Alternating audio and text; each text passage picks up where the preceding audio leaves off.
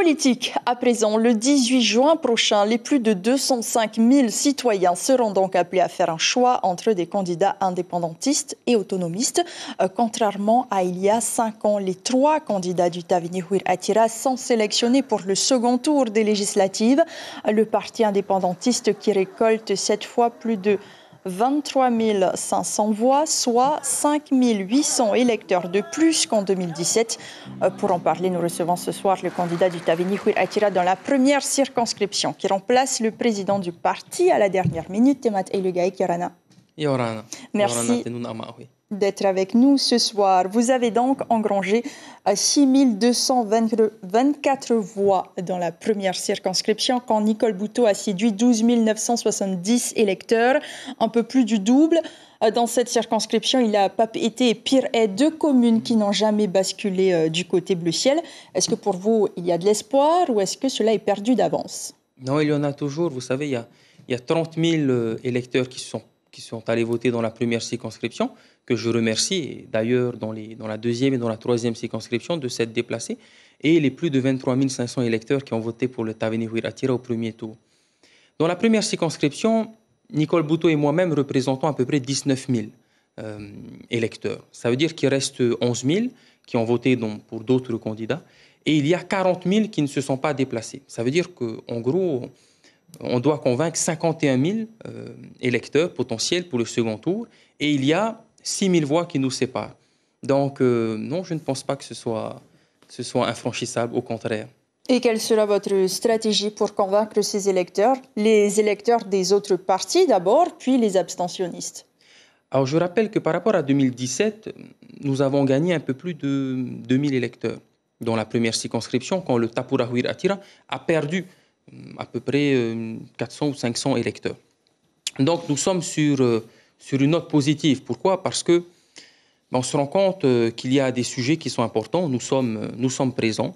La protection de l'emploi, la protection du foncier, la question de la jeunesse également, du renouvellement de la classe politique.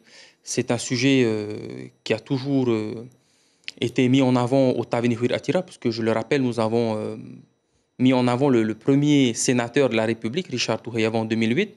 Et ce sont tous ces sujets qui ont donné envie aux Polynésiennes et aux Polynésiens de nous faire confiance. Et je pense qu'au deuxième tour, nous allons aller voir les abstentionnistes et leur convaincre que nous sommes l'alternative au Tapura Huir Attira. Donc ce sera un combat contre le pouvoir en place? Oui, c'est un combat par rapport à la gestion. On prend le cas des policiers polynésiens qui souhaitent revenir en Polynésie. On a appris que le président Edouard Fritsch a contacté le président de la République Emmanuel Macron, et on a appris par d'autres personnes qu'il aimerait se déplacer, rencontrer le président Emmanuel Macron pour ce sujet. Ça fait 10 ans qu'ils sont au pouvoir, ils ont toujours eu des parlementaires, ce n'est pas d'aujourd'hui. Cette question de ramener les Polynésiens, que ce soit dans la police nationale, que ce soit en tant qu'enseignant, professeur, que ce soit à l'armée, pourquoi est-ce que c'est aujourd'hui qu'ils se bougent? Au Tavini Huir Attira, ça a toujours été clair, protéger l'emploi local était une priorité, le foncier également, et les Polynésiens se sont rendus compte.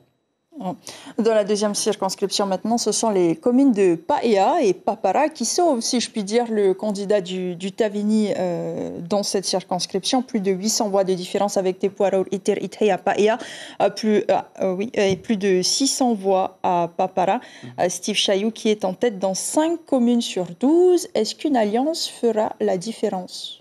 Alors nous, au Tavini Huir Attira, Steve, Moetei comme moi, nous sommes candidats, nous avons un programme. Et pour les 2 semaines qui nous restent, on va continuer d'aller convaincre les abstentionnistes et les autres Polynésiennes et Polynésiens pour voter pour nous. S'il y a des potentielles alliances avec d'autres partis, nous laissons ça entre chefs de parti, gérer ça. Le président Oscar Temaru est le mieux placé entre nous pour voir s'il y a des discussions entre les différents partis. Donc ce soir, vous n'y voyez pas d'inconvénient si alliance il y a, par exemple, dans la première circonscription? Le plus important, c'est l'aspect programmatique. Nous, on a un programme. Il y a des questions, comme je l'ai dit, de protection d'emploi foncier. Il y a la question de l'enseignement supérieur. Il y a la question de la préservation de nos ressources, des fonds marins. Il y a la question de l'environnement. Je pense qu'il y a la question du renouvellement de la classe politique. Je pense que ce sont des thèmes qui ont été défendus par d'autres partis politiques. Et évidemment, on peut se réunir sur un aspect programmatique. Mais vous avez aussi votre mot à dire ou C'est seulement Oscar Temaru qui va décider pour le parti? Alors, quand il y a des alliances entre partis, on laisse les partis gérer. Mais sur le terrain, il peut y avoir des reports de voix parce qu'on est d'accord sur des discussions programmatiques. Mais vous prônez quand même la jeunesse un petit peu, nous allons y venir un petit peu plus tard, mais finalement, si alliance il y a, cela veut dire que seuls les visages changent, mais finalement, les traditions restent les mêmes. C'est-à-dire que on continue de marchander des voix pour le second tour, par exemple. Est-ce que vous m'avez entendu dire qu'il y aurait une alliance? Non, justement, mais... Non. Donc nous, il n'y a pas d'alliance. L'aspect programmatique, il est important. On sait tous qu'au premier tour, on choisit, au second tour, on élimine. Et si les personnes ne veulent pas du Tapura Huir Attira, il y a une seule alternative, c'est le Tavini Huir Attira. Merci pour ces premières réponses, Temat Eylegaïk. Je vous propose d'écouter cette réaction d'Edouard Fritsch, qui était notre invité hier soir. S'il reconnaît que le Tavini a effectivement gagné des voix, c'est selon lui des voix du Tahouir Huir Attira. Écoutez. Dans la confusion des genres, lorsqu'on voit le revirement du Tahouir Huir Attira, le vrai de vrai ne peut être que Oscar Temaru. Oscar Temaru a récupéré une grande partie des voix du Tahouir Huir Attira, en tous les cas chez ceux qui ont évolué dans leur stratégie politique, à savoir qui sont éloignés de l'autonomie pour se rapprocher de l'indépendance. Mieux vaut aller chercher le vrai. Pendant la campagne, en tous les cas, on a dû entendre des choses, enfin genre maoritude, on va se battre pour les Polynésiens, on va se battre pour qu'il y ait plus de jeunes, mais en fait, derrière tout cela, c'est pour rendre le parti un peu plus alléchant. Mais aujourd'hui, les cartes sont jetées, c'est autonomie ou indépendance. Et c'est là que ça va se battre. Alors, Temat Eylegaïk, est-ce que justement ce n'est pas le casting, comme le dit Edouard Fritsch, ces nouveaux visages que vous êtes, vous et Steve Chailloux notamment, qui ont attiré les électeurs? Et bien sûr, c'est de nouveaux visages parce que c'est ce qu'attendent les Polynésiens. Ils font un renouvellement de la classe politique. Moi, je ne suis pas tout à fait... Lorsque le président Edouard Fritsch dit qu'il de manière maoritude, mais est-ce que ces candidats n'ont pas prôné pour une citoyenneté polynésienne? Donc, moi, je suis content que le président de la Polynésie, Edouard Fritsch, dise qu'il faut mieux l'original que la copie. Donc, l'original, c'est le Tavini Huir Attira, toujours prôné pour la protection de l'emploi local. Écoutez, qu'est-ce que ça a donné 40 ans d'autonomie? C'est 55 000 Polynésiens qui vivent sous le seuil de pauvreté. C'est un écart de richesse qui est énorme. C'est un système fiscal qui, de par nature, est injuste. Il a dit pendant son interview qu'il a aidé avec des fonds spéciaux FRPH pour que le prix de l'essence reste stagne et que c'est le gouvernement qui a fait cet effort. Moi, je rappelle que cet effort sont les Polynésiens qui l'ont fait avec la taxe. Et même celui qui n'a pas de voiture et celui qui utilise des transports en commun est obligé de payer cette taxe. Donc, les Polynésiens ont vu que l'autonomie est arrivée à bout de souffle et qu'ils ont préféré aller sur la voie de l'indépendance. Moi, je rappelle, pour l'indépendance, parce qu'on a entendu Luc Fahtaou, on a entendu le président Edouard Fritsch, il n'y a que dans la tête du Tapura Huir Attira, si on est élu, que le 19, ça va être un État indépendant. Hein. Ah non. Heureusement que ce n'est pas eux qui préparent l'indépendance. Mais c'est aussi un discours que vous avez dédiabolisé depuis que... vous vous êtes lancé en politique. Enfin, en tout cas, ce n'est plus vraiment le discours d'Oscar Temaru qu'il tenait à l'époque. C'est indépendance, c'est rien d'autre. Vous avez vraiment proposé un autre discours. Et c'est sur ça que vous jouez aujourd'hui. Oui, bien sûr, parce qu'au final, on avait mis en avant l'indépendance et il y avait une partie de la population polynésienne qui ne comprenait pas trop les raisons pour lesquelles nous souhaitons l'indépendance. Donc, nous avons fait l'inverse. Si nous voulons protéger l'emploi local, si nous voulons protéger le foncier, et c'est quelque chose qui est partagé par tous, une seule alternative, la citoyenneté maori pour que nous puissions être reconnus en tant que peuple. L'ensemble de la population polynésienne souhaite protéger les langues, que les langues polynésiennes soient officielles. Une seule issue, la mise en place de la citoyenneté maori.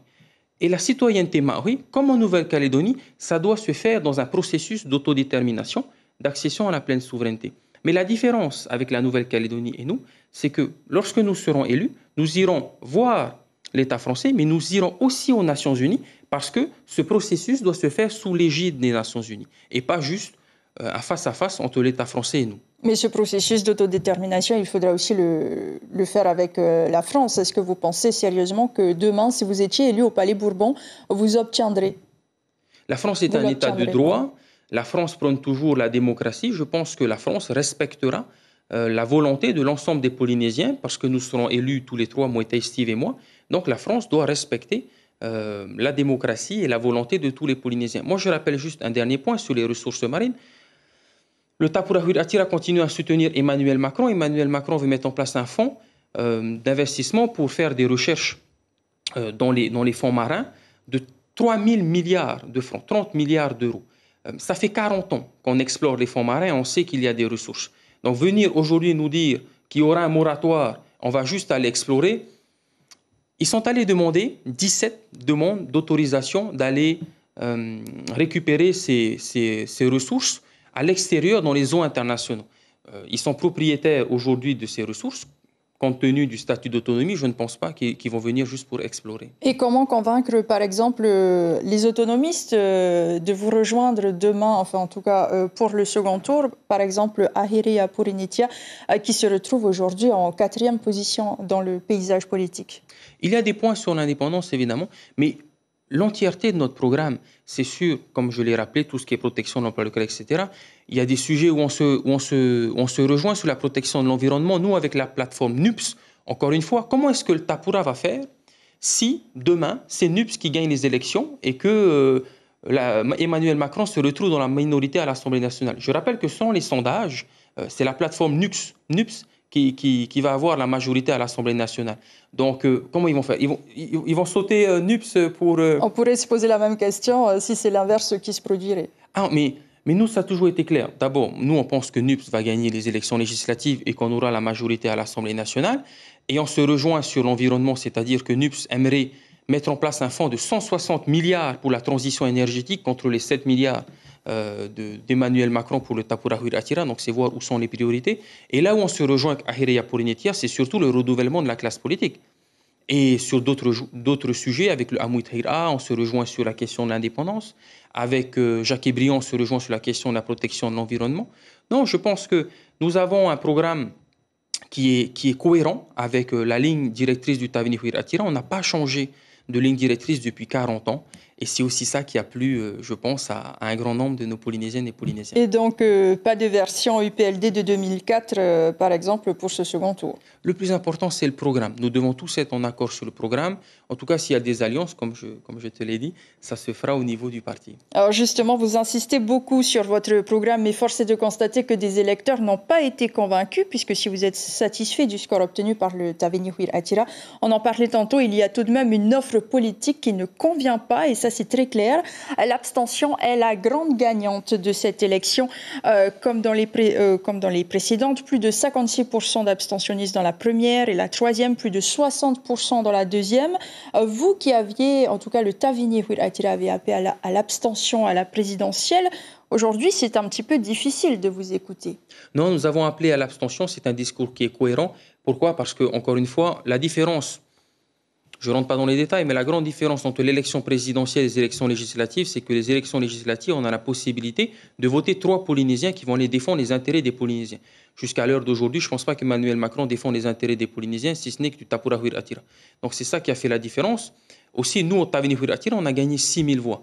Donc c'est que le programme du Taveuni-Huir Attira plaît à beaucoup plus de personnes et j'espère qu'au second tour, en tout cas, on fait un appel aux abstentionnistes et à tous ceux qui sont allés voter au premier tour de voter pour le Taveuni-Huir Attira et nous allons aller dès demain les rencontrer. Merci beaucoup, Temat et le Gaïk, d'avoir été notre invité ce soir. Je rappelle que vous êtes donc le candidat du Taveuni-Huir Attira dans la première circonscription. L'information en continu sur Polynésie la première, Internet et réseaux sociaux.